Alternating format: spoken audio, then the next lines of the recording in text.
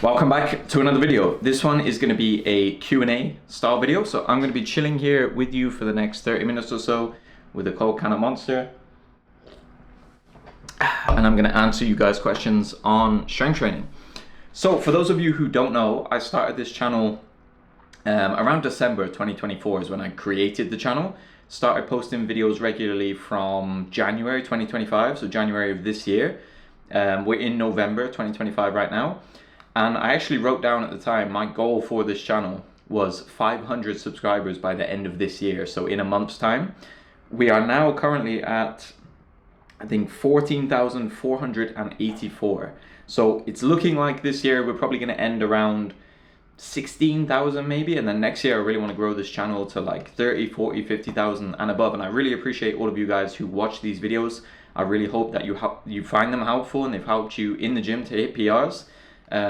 This channel has drastically changed my life. Like most of you guys who watched from the beginning know that I was sitting outside of a shed in the garden recording these videos because at the time I was sleeping on my mum's sofa. I was broke, I was depressed.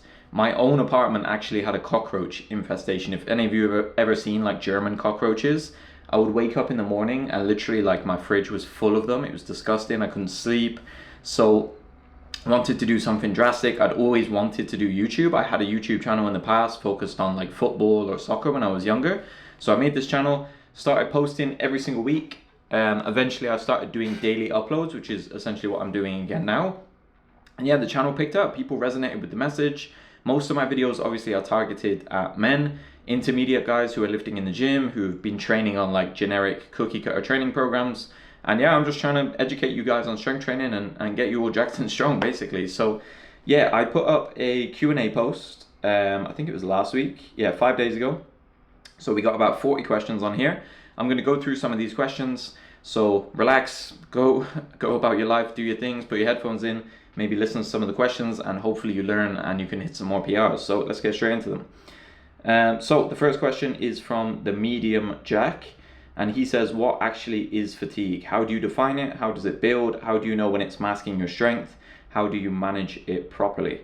So it's a good question, to be honest, because fatigue is a fairly complex thing. And I would say in modern fitness, a lot of these science-based guys have become scared of fatigue, if anything. It's become this like really big controversial thing. So as always on this channel, I'm going to try and keep the explanations quite simple, quite direct, so that you can just take value from it and just apply it to your own training. So with fatigue, like the actual definition of fatigue, it's basically a negative disruption to homeostasis. Homeostasis is like your body's balance.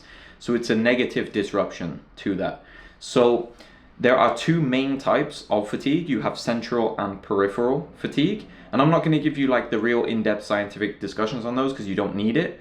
Basically, just to keep it really, really simple, central fatigue is the brain. You can think of it that way. Peripheral would be more at the neuromuscular junction, so like at the actual level of the muscle.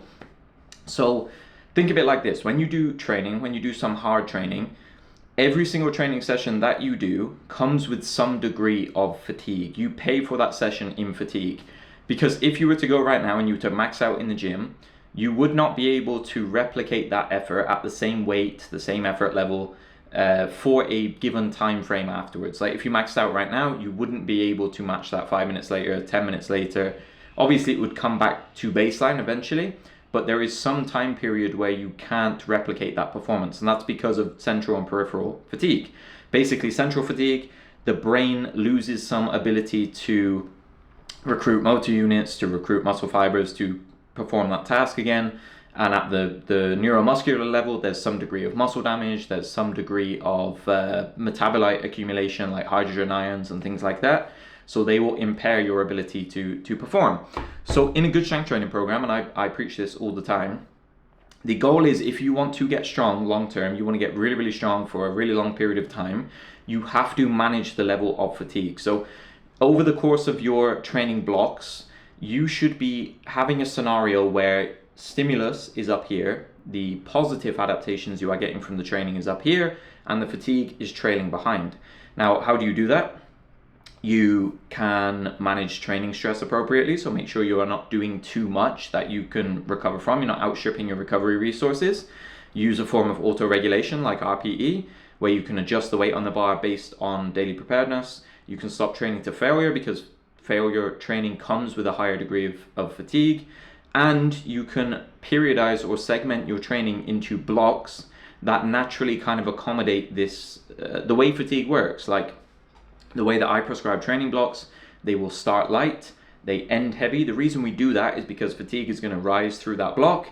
And if you start light, end heavy, you can then reset in the next block, bring the fatigue down and run this cycle again. And fatigue never gets to this point where it like has you fall off a cliff and you need a deload, because a lot of you guys, when you're doing this like intermediate approach to training where you follow the templates and stuff, every week is just hard, and that results in a scenario where fatigue is always up here, fitness is down here, and you can't demonstrate any PRs or put more weight on the bar because this fatigue is always masking performance. And in this question it says, how do you know when it's masking your strength? Like, can you add weight to the bar? Is your 1 rep max going up?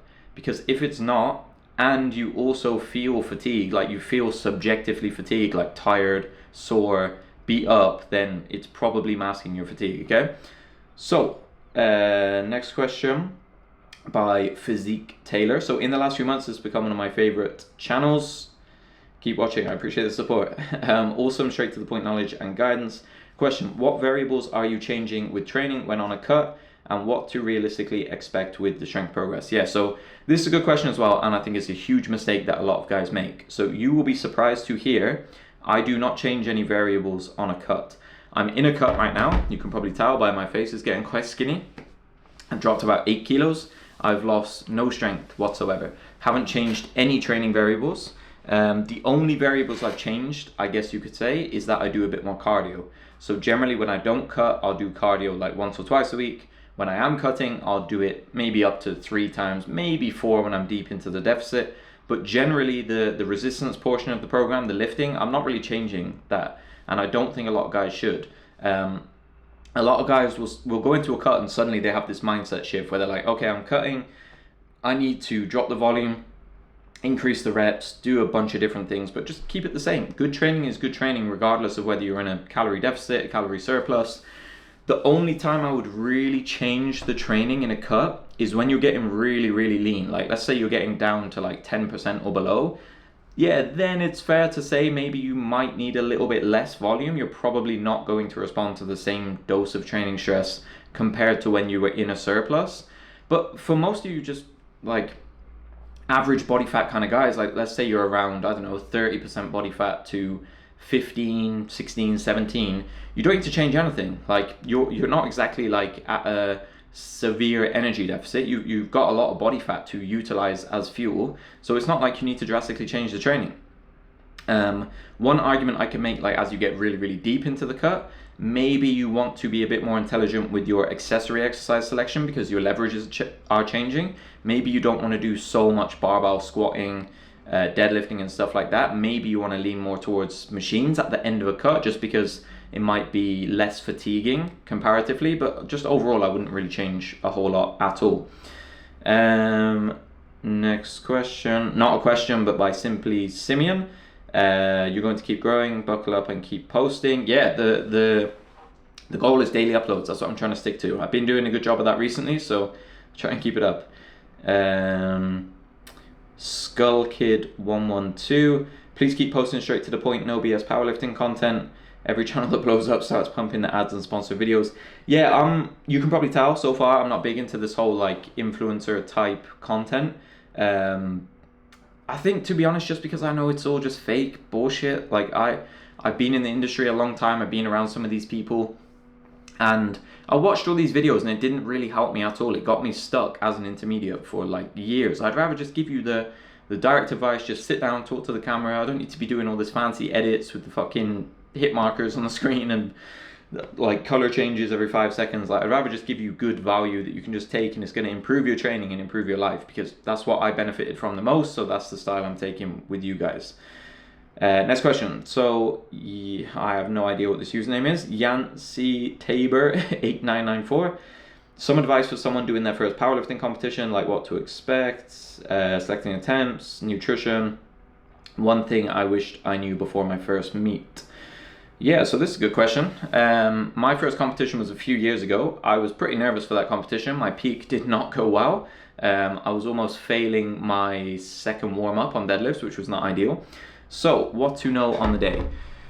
The only things I would really recommend is that you go in with a plan in terms of your attempt selection. Um, so as long as you have a pretty good plan for attempts, and what I mean by that is choose your openers. I would make your openers somewhere around like a single around RPE 7.5 to 8. So a weight that you know on any given day when you walk in the gym, you can take that weight for a triple. Have that as your opener because then you can make bigger jumps if needed. And then just have a plan, have a range for your seconds and your thirds. Like I like to give my lifters 3 options. So there'll be a low, there'll be an average, and there'll be a high, okay, based on how you're feeling on the day. So get that plan down, get those written down, and get your warm-up structured out, because the last thing you want to do on your first competition when you're already nervous is go in and, trust me as well, like, you are not going to get to warm up like you do in the gym. It's going to be rushed. There's going to be people sharing a rack with you. So have a plan, because you just want to walk in, be able to switch your brain off, put headphones in, and just get the warm ups done and hit your attempts. Like, don't go in blind. So that's the number one piece of advice I would give you. Go in with a plan, have very clear warm ups, very clear attempt selection. Other than that, I would recommend that you take someone with you as a handler. It doesn't need to be a coach or something. It could even just be a friend. Their job basically just is to give in your attempt slips, to load the weights for you, to just be there and basically help you through the day, basically. But yeah, besides that, don't overthink it too much. Go in with a plan, get a handler, and then just go enjoy the day. Like, your first competition is going to be full of adrenaline. You'll find, like, when you go out for your first attempt, for me at least anyway, when I unracked my first squat, kind of the audience and the judges and the people watching just disappeared and my mind just went blank. It was like a really weird experience. I felt like I was not even in my body, like I was doing the squat but not even thinking about it. It was really, really weird. But yeah, your first competition is a cool experience. So go in with the plan, get a handler. In terms of nutrition, I think a lot of guys mess this up because they try and change things from their usual diet. Just literally eat what you usually would on a typical day. Don't mess around with new foods that you don't know how your stomach handles. Just literally eat exactly the same as you would. For myself personally, I wake up, I have a protein shake. Then when I get there, I will have water with some electrolytes. I'll down quite a lot of water because I want to fill out. I want to feel quite full. I want my belt to fit me quite tight. And then through the day, I'll just be snacking on carbs. I avoid fat, I avoid protein for the most part. I'll just have carbs throughout the day. Like, I like to have rice cakes, fruit, and stuff like that. And then electrolytes that I sip on. And yeah, then an unhealthy dose of caffeine. I think my last competition, I hit just over a gram of caffeine. So, not saying you should do that. And if you have a heart attack, don't blame me. I'm just a random guy on the internet, but that's what I do. Okay, so next question is from Kalashnikov2471. I'm following your training protocol. My question is, what if my progress stalls after running some blocks? What variable should I bring into my training to keep making gains? So that's a very broad question, and that's why I have a job as a coach, because there is no way to know without seeing your training. Yeah, I'm not going to just give you the general advice of it depends. I will give you some pointers. To keep it very, very simple, if training stalls after a few blocks, just keep it to 2 decisions. Do you feel understimulated or do you feel fatigued? What I mean by that, say your lifts aren't making progress, your squat, bench, and deadlift aren't going up. Do you feel understimulated, meaning the bar feels heavy, but you feel fresh, you feel well recovered, you're not doing too much, you feel like you could do more? If it's that context, do a bit more. So you could increase the frequency by 1. You could increase the volume by a couple sets. You could dial up the average intensity a little bit. So instead of 65% for volume, do 67, do 70%. If you're on the other side of that spectrum and you feel fatigued, meaning the weight feels heavy, but you also feel joint pains, muscle soreness, generally tired, outside of the gym, maybe your appetite's down, maybe your mood is down a little bit. Because earlier, like when I mentioned fatigue, central fatigue, for example, in the brain, that can actually cause symptoms of like depression, low mood, anxiety, and stuff like that. So if you're noticing that too, probably fatigued, and you just need to do a bit less. So maybe you drop the frequency by 1. Although my first change would usually be to dial down the intensity a little bit, so from 70% down to 65. and the volume. So maybe you cut off a couple sets here and there, and then you should start to see progress moving again. That's just like a general starting point, and then obviously depending on the person, it will be a bit more individualized. Obviously, if you want me to do that, click the link in the description. You can work with me. So next question, Josh Jones 7627. First of all, thank you for all the advice. You've hit PRs that I haven't been able to hit for a long time. I'm very glad to hear that. Question, you explained in a previous video that in the back off sets, you can stay at the same weight for several weeks before changing the weight. Would this approach work with heavy top sets too? Staying at RPE 7-ish, keeping it very simple and getting rid of the block approach. So basically he's asking, like, instead of going like RPE 5, 6, 7, 8, 9, could you just do RPE 7 flat throughout an entire block? And yeah, you definitely can do that. And to be honest, if you're a guy who has never followed like this kind of training approach before, you've always been on like 5x5, 5-3-1 or something like that, I think that's a perfectly reasonable approach. I have guys that I coach who they will just stay at like a static RPE, or maybe it'll be static for the first few weeks and then it ramps up a bit more quickly at the end. I don't have everyone just do this like step RPE goes up every single week. Obviously it depends on the person.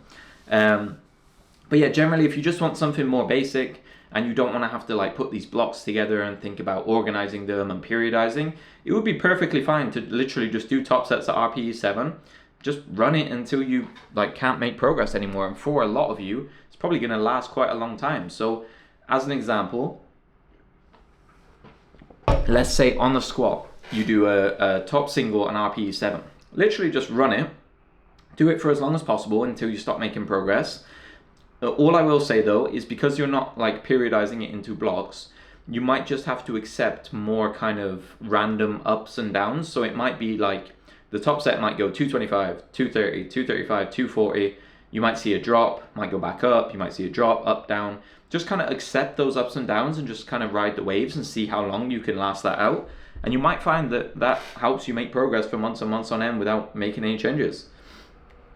Okay, so next question. ANX or ANX, A899 I think is the name if I can read. Love the videos, can't believe you only started posting this year. You're really good at explaining things on video. So you wouldn't believe my first few videos I was stumbling. I had to re-record videos like 10-20 times. Now obviously it's a lot easier, I've done hundreds of videos, but yeah, I appreciate that people have noticed. Question, would it be wrong to go to failure on all accessories? For example, doing 2 sets of incline dumbbell press to failure per week in addition to your bench work. I feel like that's more consistent and easier to track than starting the block at RPE 7, then increasing it every week or so. Yeah, so that's completely fine, and that's very similar to the approach that I take. So basically, my view with accessories, if your main goal is strength on squat, bench, deadlift, my view is we want to find a minimum effective dose of accessories. Meaning, if 2 sets of incline dumbbell press per week is enough to grow your pecs, your delts, your triceps, in addition to your benching, and it makes your bench go up, for you that is enough stimulus. It doesn't matter that it sounds like a low number of accessories. If it's working, it's working. For example, when my squat was at its strongest, when I almost squatted 250 kilos, my leg training, my leg bodybuilding work consisted of 2 sets of belt squats taken to RPE 6. That was it for the entire week. If I did any more, my squat went down. So yeah, that's what I did.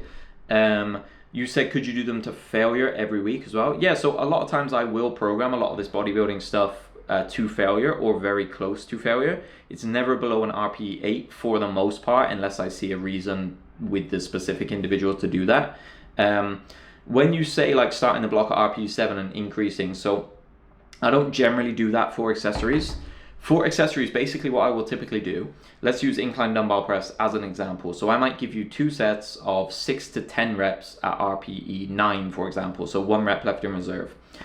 And what I'll have you do is on week 1, you're working to an RPE 9, but I'm perfectly fine with you being a little bit under an RPE 9. If you want to take it a little bit more chill, and then the next week you push a bit harder, a bit harder, a bit harder, and then on week 5 you go all out and you go to failure. That's what I mean when I say like I reset the accessories a little bit. I'm not necessarily changing the RPEs of them. It's just kind of the intent behind it. We're just pushing a little bit harder and harder, truer to that actual RPE that's prescribed. I wouldn't really change the RPEs too much. I don't think there's any point for hypertrophy. You don't really need to periodize hypertrophy training as much, in my opinion. Kurd channel says, hope more success to you. Thank you very much. You too. Next question. Fazil. I'm not even going to try read that. I'll just put it on the screen. Programming or other fixes for chest full hip rise pattern in the low bar squat. Good question, because this happens to me all the time. Programming differences for conventional versus sumo. Thoughts on standing overhead press as an accessory lift. All right, so I'll give some pretty quick answers because there's 3 questions here. So programming fixes for the chest full pattern in the low bar squat. Some of you might not know what this is. Let me try to demonstrate.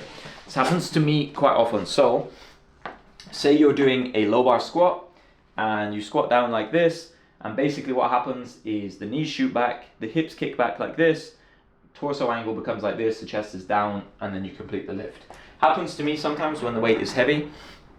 The fix is relatively simple.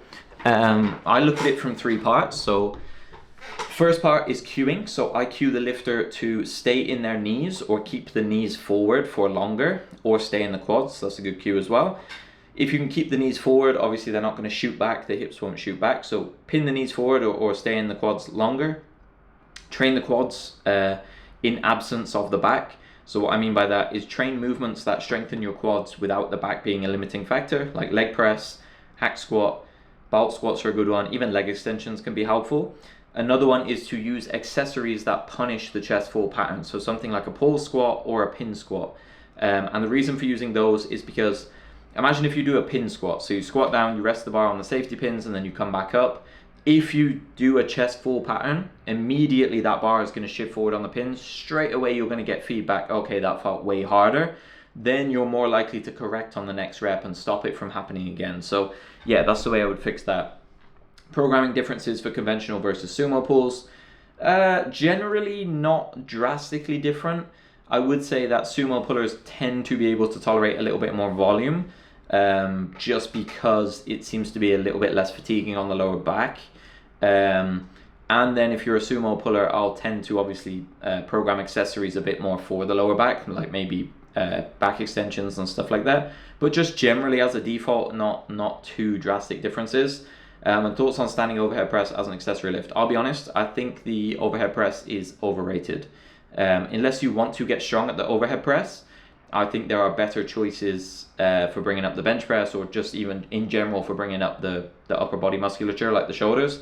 Because if the main goal is to get strong at the overhead press, obviously you have to do it. If the main goal is bench press strength, I would just do more benching.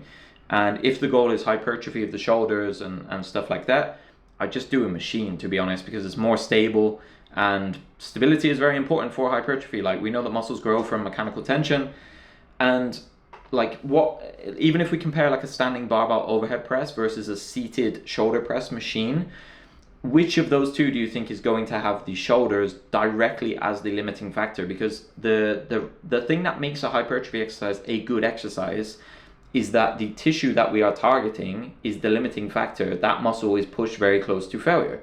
So why would we choose an overhead press that requires the high technique demands, skill, core component? It trains various muscles of the upper body. There's even obviously some upper pec involvement, especially if you're leaning back quite a lot, where you could just sit on a machine and just train the delts very close to failure. Not to say that overhead press is a bad exercise, it's a completely good exercise, but just overrated in my opinion. Next question is from Jamie F123. He says, how come it's okay to go to failure on accessories but not the main compound lifts, i.e. going to failure on a 100 kilo bench press is more fatiguing than going to failure on a 100 kilo chest press. Why? So this is a good question. I see this one all the time on the videos. Now, let me just give you a comparison, and make sure to keep in mind the discussion we had on fatigue, central and peripheral fatigue, okay? Now, compare doing a bench press versus a chest press machine, okay? I just want you to have a look at the whole picture. So imagine on the bench press, okay? Now, there's a whole complex process of us lying down, going through our entire setup. So we're positioning the feet, we're trying to think about leg drive, we're trying to get an arch in the back. Then when we unrack the bar, which is going to be heavy usually, we're having to think about the position of our elbows, our touch point, our bar path on the ascent. There is a lot of kind of layers that goes into doing a good bench press properly. Now, that incurs a high degree of central fatigue. Now, because of having to think about all these different things, it's far more fatiguing. Like even the sets just take far longer because of the whole setup. You probably need to rest a little bit longer compared to just walking over to a chest press machine, sitting down, grabbing the handles and just banging out a set of 10.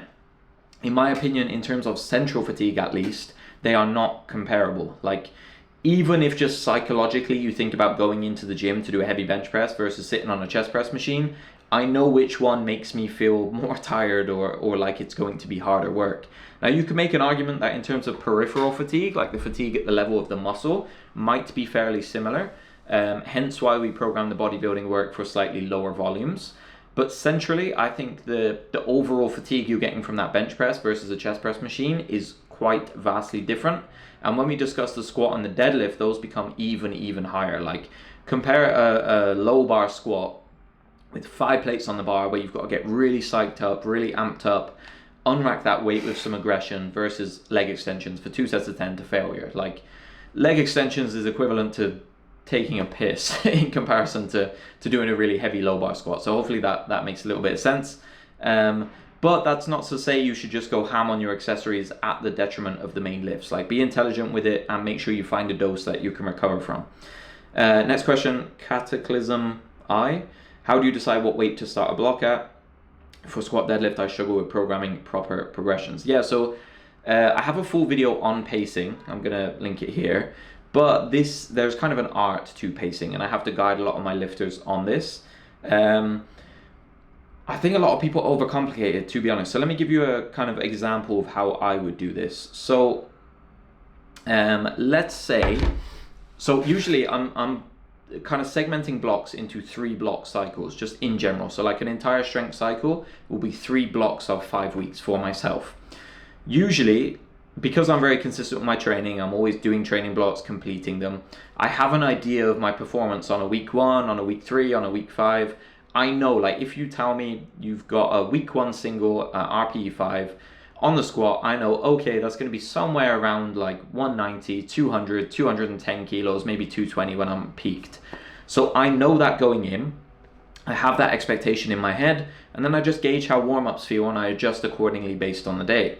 Now, if I'm in a really good flow with training, I've just come off the back of some really good training blocks, I try and plan them out in advance. So when I start a fresh training block, I'll open up a notes page. I will aim for a target on week 5. So let's say 247.5 kilo squat. That was my previous squat PR. That was my target for the end of the block on week 5. So I'll note that down. And then I work backwards, knowing how much weight I'm able to add to the bar each week. I know that from previous training data. So I went 247, 235, 220, 210, and 200. So I went in on week 1 knowing that 200 was my target weight, but I'm prepared to adjust that based on how the warm-ups are feeling. So yeah, I would work backwards from a target weight on the final week of your block. And once you've accumulated more and more of these blocks, you will start to get a bit of awareness around your capability at particular weeks of a training block, okay? And it will take some of the guesswork out of it.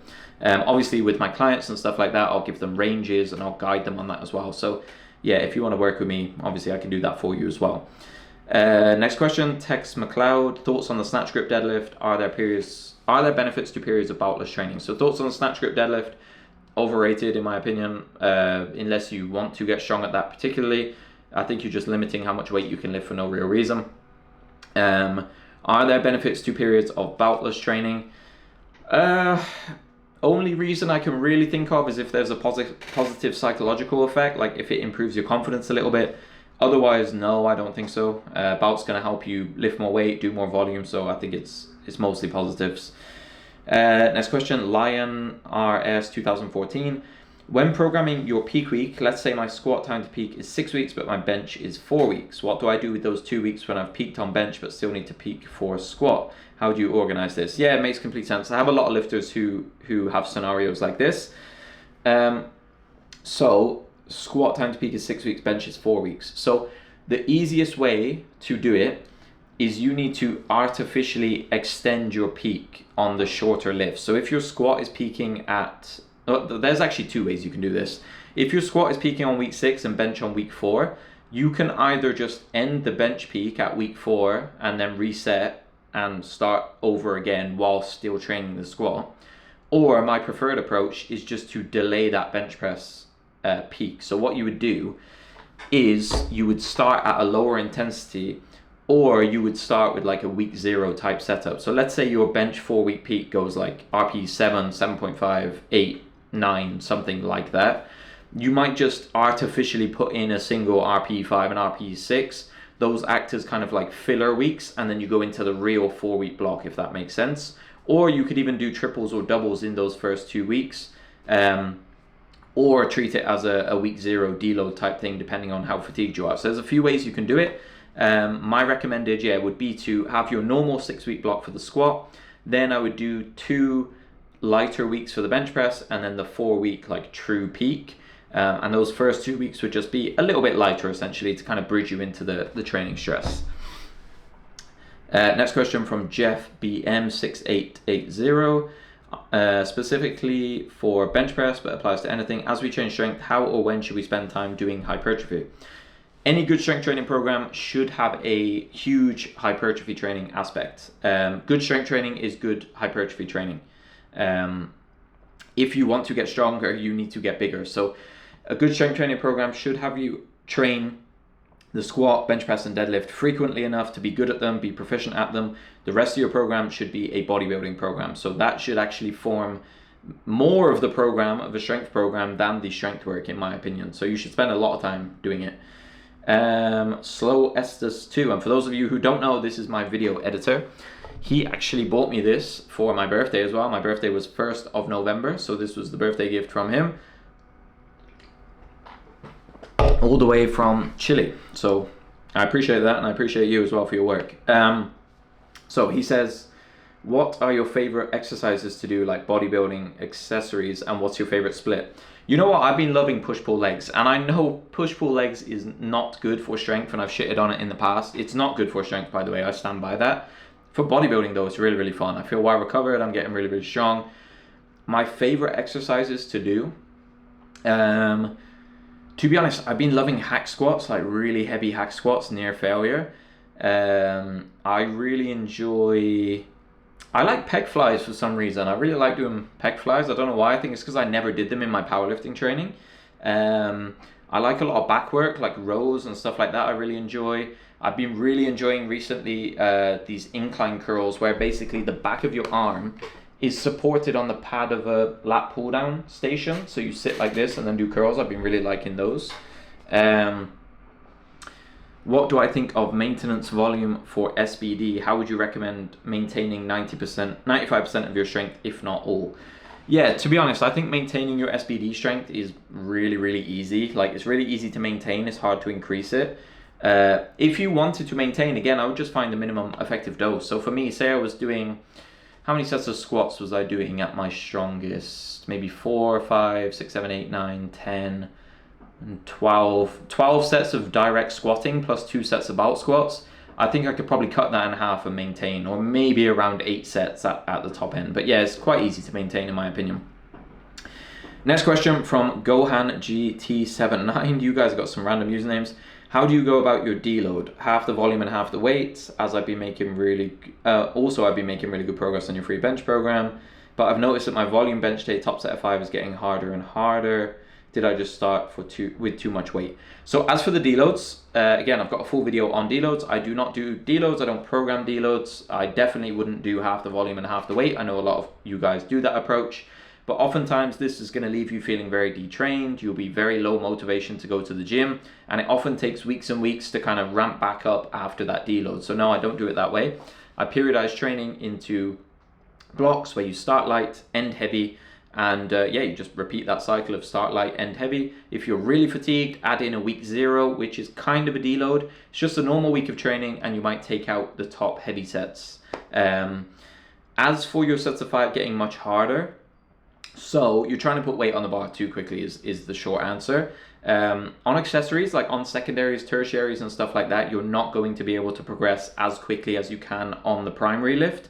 I wouldn't try.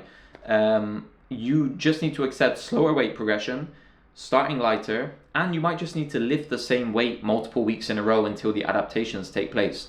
Remember that in order to get stronger, you don't need to put more weight on the bar. You need repeated exposure to an appropriate dose of training stress. Now, that dose of training stress that you're lifting for your sets of 5 might be appropriate for weeks and weeks and weeks until adaptations take place and you can lift more, okay? So don't be afraid to lift the same weight for multiple weeks in a row. Next question, Dave Newton 2680. You only started in January this year. I must have found you quite early then. You deliver really well. I appreciate that. And yeah, I only started in January, and that was weekly uploads. I started the daily uploads around March, I think. So yeah, it hasn't been very long at all. Next question, Kieran McCurley 5503. When I bench, I always have a tendency to want to bench heavier and go harder.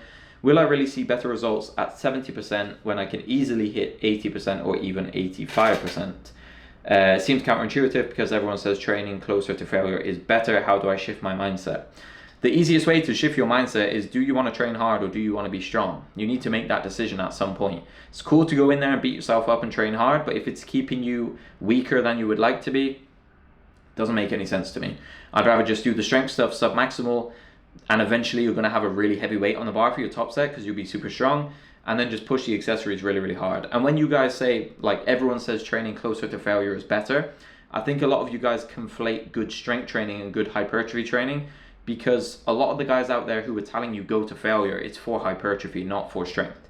Strength is a very different adaptation. So yeah, I would do the strength stuff sub-maximal. The only way to find out is to do it. Like, give it a try.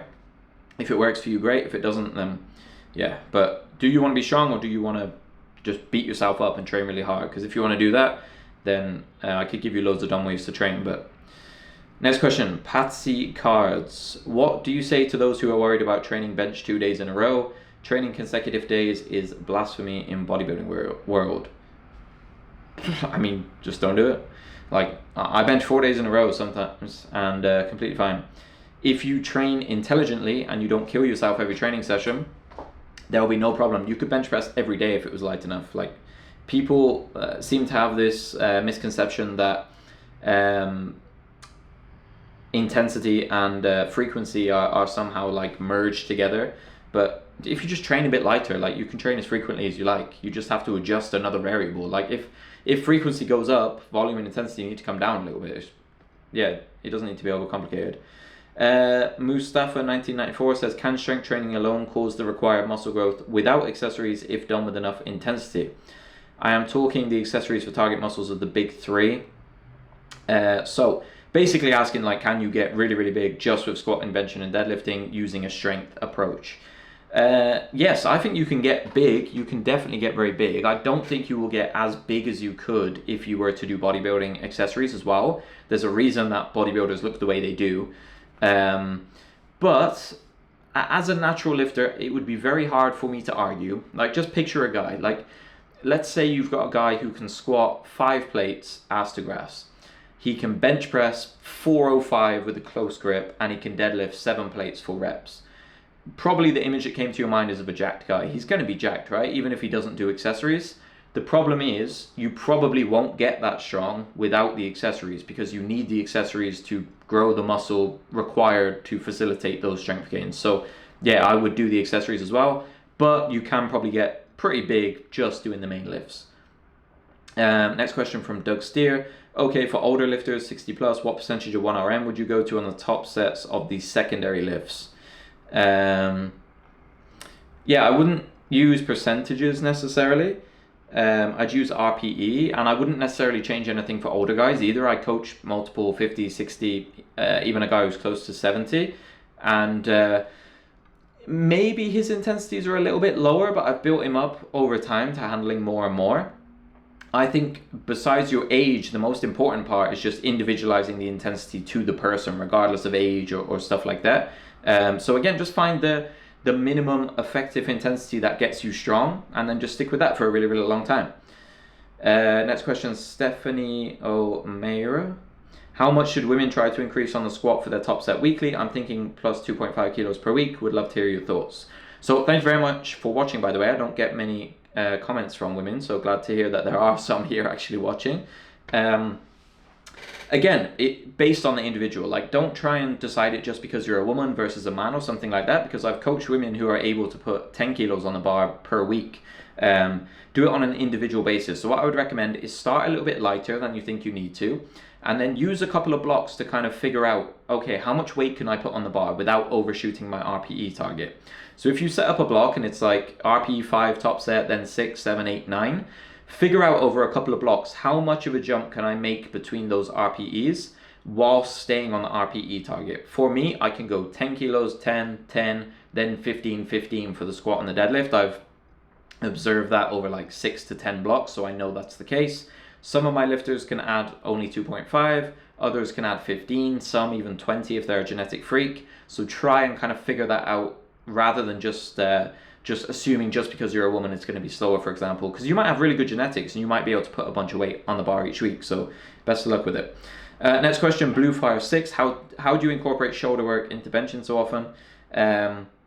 Generally, when I'm strength training, I do one lateral raise, I do one front raise, I do one rear delt isolation, and sometimes I'll do a shoulder press, but usually not, to be honest. I'll just train all 3 heads of the delts in isolation for the general health of them and the development. And yeah, I just slot that in when it fits into my training split. I was training 5 days a week before, and I had 2 bench-focused upper body days, so I slotted them in there. Next question, Regular Jack 2. Tips on squatting with long femurs and not folding over like a good morning. Yeah, so I got really long femurs and I do squat that way. Yeah, my answer might surprise you, but I would say you do need to fold over. And a lot of guys with long femurs, they will try to stay upright, and then what happens? They come down like this and then they get folded at the bottom, pushed forward, they get pushed into a really bad position. So I would just accept some degree of forward lean. I would just try to make sure that your torso angle stays relatively constant throughout the rep. We don't want it like moving around a bunch, but yeah, accept that you just are going to have to bend over. You can use a heeled squat shoe, that might reduce it a little bit. But yeah, generally just bend over. It's completely fine. It's not dangerous. It's going to be efficient. You get to use your back more as well and stay balanced. Next question. I'm not going to try read that. Kino Moren. Yeah, I'll just put it on screen. As a beginner in lifting, 0 to 6 months, would you still recommend benching 3 or 4 times a week, squat and deadlifting 2 times a week? Will this be recoverable or should it be taken down a little bit? I will say generally, as a beginner, your first 0 to 6 months of lifting, you can do pretty much anything and you're going to improve. If you squat once a week, you're probably going to improve. Twice a week, you're probably going to improve. 3 times, probably going to improve. You can't even recruit enough motor units to fatigue yourself as significantly as someone who's a bit more advanced. So I don't think you can go wrong, to be honest. Just choose a program that fits your schedule. Even if it's starting strength for the first few months is completely fine. That program's fine for beginners, by the way. It's just trash when intermediates try to use it. Shout out to Mark Ripto. He probably hates me at this point. But yeah, you can't go wrong. Just pick a program you like, and then I would recommend just use up your new gains as fast as possible and then get on something good for intermediates. Hopefully my program, as soon as you can. Next question, Dan Stempke. When assessing your physical condition and diagnosing weaknesses, do you ever consider that certain tendencies and or weaknesses could be developments caused by periods of particular emotional states from your past? If so, do you take this into account when training? For example, one who grew up very shy and with low self-esteem may be afraid to have a presence in social settings, which could physically manifest in the way of a closed or slouchy posture and a tight lower back. No, I think this is a extreme level of overthinking that will not help you in any way, shape or form.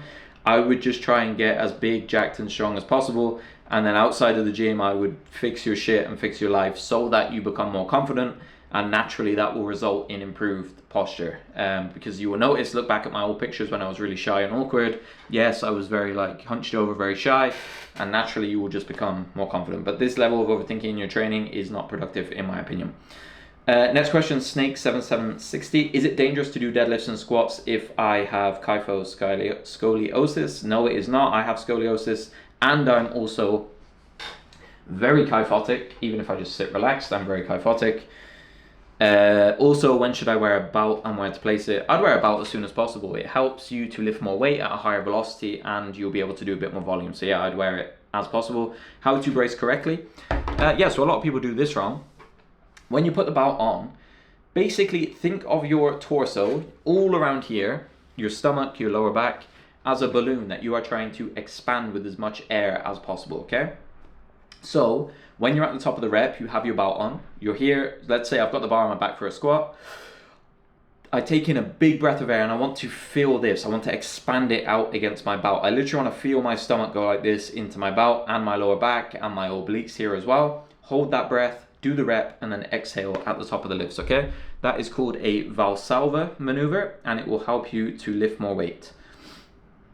Next question, we've only got a couple left here. Turbis, most underrated, overrated lift or fitness advice, and other content creators you respect or watch. Most underrated, overrated lift or fitness advice. That's a very broad question. Probably just generally the most overrated advice that people give out is like this dogmatic, there's this one way to do things. You have to do things this way, this way. When we know people respond so differently to training, like literally we have studies where they'll put 100 people on the same training program, exact same training program. 10 will hit massive PRs, gain loads of muscle. The average will just see average results, and then 10 people will get even weaker and even smaller from that program. So yeah, dogmatic advice of do this, this is the best way to do things is just idiotic advice in my opinion. Other content creators that I respect to watch, in the strength training space, the best ones in my opinion, Barbell Medicine, you've got Jordan Feigenbaum and Austin Baraki. Reactive Training Systems, Mike Teixeira. I like Steve Denobi from PR's Performance. My old coach, Sean Noriega. Swolefessor is a great guy, great coach. There's a bunch of others that just aren't coming to my mind right now, but those 5 I really, really like.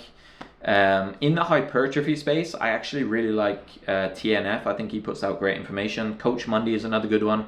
Paul Carter is putting out great information on hypertrophy as well. I've learned a lot from those guys. So yeah, those are some of my favorites that I watch quite often. I probably missed a couple.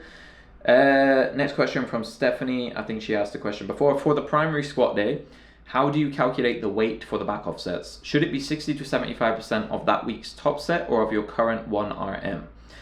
Yeah, so I do it based on the daily estimated 1 rep max. So basically with my clients, I have a spreadsheet, and what they do is, let's say they've got a single at RPE 7, they log that on the spreadsheet. So let's say like 225 pounds, single, RPE 7, and the calculator will spit out an estimated 1 rep max.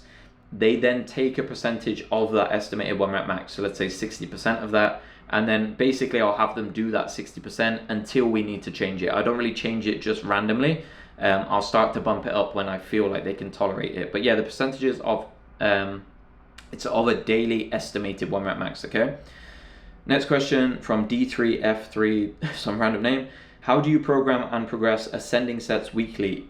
E.g. add weight to the initial set and all others, add it only to the final top set, etc. Yes, so let's say for example, if you're running one of my programs and you've got like a bench press for like 3 reps at RPE 6, 7, and 8. So I would generally recommend that you add a little bit of weight to each of those sets. So the RPE 6 set, you might add 5 pounds for the RPE 7, add another 5 pounds for the RPE 8. Now, if your work capacity isn't great, you might want to repeat the same weight and the RPE might naturally go up. But yeah, generally the approach is to add weight to them. Last 3 questions here. So Don 2006, how would you program a powerlifter coming back after extended time off, e.g. due to injury, long vacation, illness? How do you program for someone who's on vacation and doesn't want to come in 4 to 5 times a week? So as for the powerlifter coming back from injury, I can give you a good example because I had a very bad back injury. I was out for a few months. I couldn't even walk. I still trained during the entire time. I didn't take any time off. But generally, again, you just want to match the training stress to the individual. So what you were doing prior to the injury probably is not appropriate anymore. So I would just do what you were doing before, but a very scaled back version. So drop the volume, drop the intensity and stuff like that. Find a dose of training stress that is appropriate for you now, and then slowly build that back over time. Really, really simple. You don't need to do anything drastic. In addition to that, you might add in like some dedicated rehab type work depending on your circumstance. When I injured my back, I did a lot of Jefferson curls. I did a lot of rotational work just to train my back in various different positions and build some resilience. How would I program for someone on vacation? My approach to vacations, there's 2 options. One, you find a gym before you go and you commit to just training as normally as you can. Or option B, you just take the vacation off, don't worry about it, and come back to normal training afterwards. That's what I would do. Mindful Drone, that's a confusing name. Consistently clear and actionable first-rate advice without gimmicks. I appreciate that. You do realize that this means you'll probably never make it really big. I mean, I've never really cared for having like a big YouTube following or following in general, to be honest. I'd rather just have a successful business where I can coach and help loads of guys, which I have right now. I coach a bunch of guys. I get applications all the time, rather than just views and subscribers and stuff like that. Obviously, I appreciate all of the subscribers massively. That's why I do these videos. But I am not into the whole clickbaity sensationalism, what all these other influencers are doing. That kind of stuff's not really for me. With all the fancy editing and all the lying to you basically to scam you out of your money, it's not really my thing. I'd rather just sit down, talk to the camera, help you. And like, even if you guys don't ever pay for anything of mine ever, it's like you've just got so much stuff for free anyway, that I've got so many free programs, all these free videos you can literally go and take. So it's like, yeah. Last question. So PJ Neal, how to overcome a mental block after a workout injury? For example, afraid to bench press heavy or even bench press at all after a pec tear. Yes, this is a good question to finish off on. So a lot of people do not realize that they don't really realize how pain actually works. A lot of people think that when you experience pain, it means something is damaged or broken. So if my pec hurts, there must be damage to my pec. There must be something in the tissues that's damaged. But it's not the case. It might surprise you to hear. All pain comes from your brain. All pain, it all comes from here. Pain is more of a threat detection mechanism. So think of it like an alarm system. So sometimes it's right, other times it might not be right, and it's just sounding a false alarm, and there's nothing actually wrong at the state of the tissues. Now, pain is comprised of a variety of factors: social factors, environmental, physical, psychological. Like, even your beliefs about pain influence how much pain you experience. So this is why it's so hard for some people to get back to training after injury like this, because there's a deep psychological component. Now, what I would say in your case, if you're really scared of tearing your pec again, we probably need to do some work to desensitize you a little bit and to kind of turn down that alarm, that threat detection system. So if you're getting really, really scared when you're doing your bench presses, first, I'd probably reduce the frequency. Secondly, I would probably slow down the tempo on a couple of your bench days. So I'd add in a tempo bench press, because it's likely that if we're doing a slow tempo bench press, your brain's a bit less likely to be freaking out and panicking versus if you're doing really fast touch and go reps, right? So just slow down a couple of them. Then you might want to do some full range of motion work on the pecs in a less threatening way, maybe on a pec fly, maybe on a light dumbbell press, something like that. The goal here is we build up your confidence a little bit so that you're not so scared and your brain isn't on such high alert for experiencing pain in the pec again, okay? That would be my starting point, and then obviously I'd individualize that based on your needs. But yeah, that's where I would start, and then I would ensure that the dose of training is appropriate as well. You don't want to push too hard, outstrip your recovery resources, because if you do that, you're likely to tear something again. But yeah, confidence building is going to be huge for you there. And I think that is the final question. So thank you so much if you submitted a question. If you didn't and you want your questions answered in a future video, basically YouTube has this post tab. So sometimes I'll write written posts, I'll ask for questions. So make sure you subscribe, you'll get a notification for those, comment your question, and I'll answer them in future videos.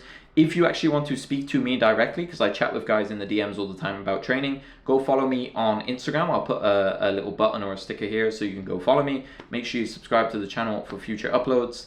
And yeah, thank you so much for watching. If you have any suggestions for future videos, any questions and stuff like that on these topics, post them in the comment section down below.